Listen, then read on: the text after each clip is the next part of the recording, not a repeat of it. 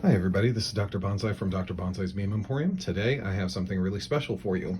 So, you know how I made that meme about 3D printed vehicles and miniatures looking like uncooked spaghetti or cooked spaghetti, kind of vaguely in miniature form? Well, a friend of mine, Locust Labs, cults3d.com/Locust Labs, patreon.com/Locust Labs. And basically I've got all of her socials in the description of the video here. It's She sent me some Rommel tank proxies for BattleTech in 6mm, and these miniatures look like they were designed by a company that's listed on a stock exchange. Like, there's an incredible amount of detail and care and attention paid to these sculpts. And as a bonus, she also sent me her version of the Mackie, the first battle mech ever to be produced in BattleTech. So I'm really excited to show you guys this and let you guys know where to get her files and whatnot. So to start off, we have the base Rommel. Now, people are asking why now? Well, and this is she calls it the Desert Fox for, copyright reasons, more or less, but because Catalyst Game Labs basically said that the Rommel name was problematic and it's not going to, the Rommel tank derivation of the patent is not going to get any more updates. Whatever. We have Locust and she has the Desert Fox, and honestly, I would love to see Catalyst Game Labs try to beat this thing for detail and attention paid to how good it is. So this is kind of the hull that's universal to all of them. The specific print, or the specific file for this, includes a hull, 5 turrets, 6 barrels, and 6 extras. So I'm going to show off as many pieces as I can today. So this right here is the standard kind of Rommel turret. It's got an LRM-5. It's got this really beautiful AC-20, which is kind of, she said, was inspired by basically the Rheinmetall 120mm cannon on a Leopard. And then you have the Commander's coax that is, or turret gun that is actually articulated in sculpt. Now this antenna, I have another turret here. This antenna was actually fully articulated, and then it survived shipping all the way across the country based on how our printer settings were. And I dumped the bag out wrong and it broke them all except for this one. So I feel really bad.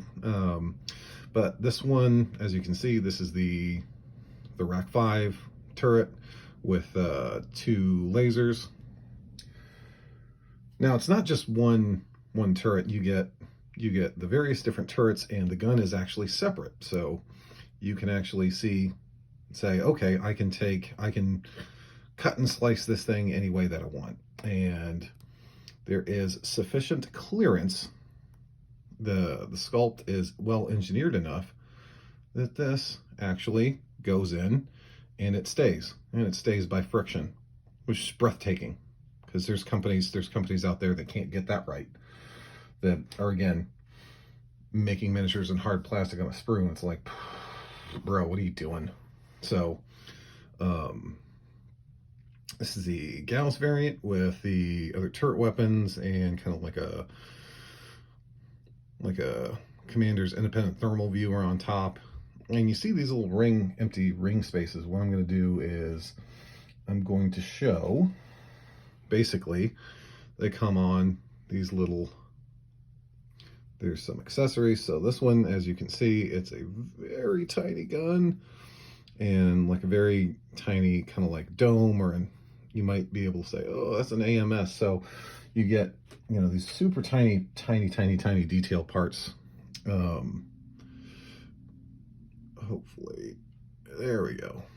So really highly detailed. A lot of skill and care went into the sculpting of these miniatures, and it shows. It's really quite impressive. Then the next thing that we're going to do is we're going to look at the Mackie, or let's see, as she calls it, the hammer. Oh, real quick, before we get to Anything else I want to show? This is the miniature as it sits next on a kind of a standard Battletech size 1 1/4 inch hex base. For 60, I think it's 65 tons, 60 ton tank. That's actually really sharp.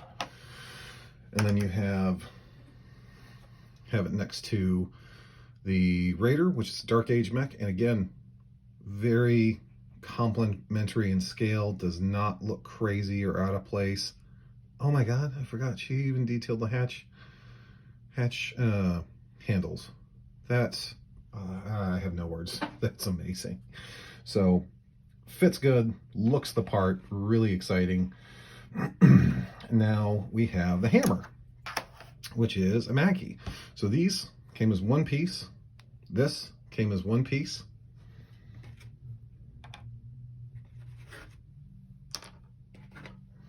And then these, so as you can see, it's got a nice tight universal joint. It's got a gun on a ball joint, so you can pose that all over the shop. And then you have this little feller. I think it's like, what is it? It's PPC and AC-10 and like 2 medium lasers. Now, I'm going to declare that I made a mistake and I maybe have threw out the medium lasers that were supposed to come with this build, because I didn't get any in the package, so, or at least not that I saw or not that I took out, so I'm going to blame myself for that. So that is not up to the designer. The design actually does come with the lower chest medium lasers. So again, if we want to do a quick size comparison, also watch this. So if we want to, well, the legs can stand up on their own. Obviously, once you join the torso is a pretty hefty chunk of resin. It's going to tip like that. So again, the Raider, which is 50 tons, the hammer, or AKA the Mackie, which is 100, and it's a primitive mech. You can kind of see the size comparison. Really close, really to scale with one another, for lack of a better term. So fits okay-ish on a standard hex base. This back leg, unless you kind of like point him like that and then do something with the torso, but you know, so sick, absolutely sick. So that's a lot of crow that I've just had to eat, admitting that these 3D printed miniatures by this crazy lady halfway across the world are better than anything currently in production by Catalyst. That's Catalyst, step your game up, dog. So also a couple other things that she's got going on.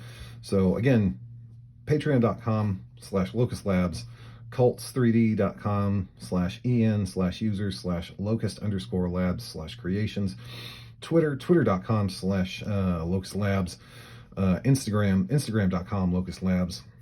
And then she is, for an anniversary gift for her Patreon subscribers for free, is going to be the Z2 Warbringer, which is basically, it's a Warhammer. It's going to be a Warhammer from Catalyst, from Battletech rather.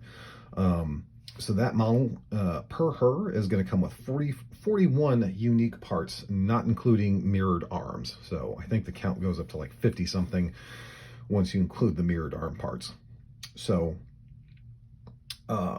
you could do a lot worse for 3D print files that are made with, honestly, an incredible amount of skill and dedication and care by someone who is very, very good at their craft. So I would highly recommend it, especially if you're feeling the ouch from Catalyst not producing the not carrying forward with the Rommel variations any longer.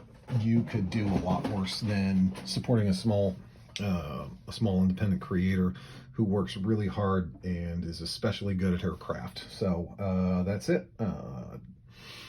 hopefully I can get some of these guys washed and painted off, painted up here soon. But yep, all of her relevant socials links are going to be in the description below. Thanks for your time, guys. You have a great day.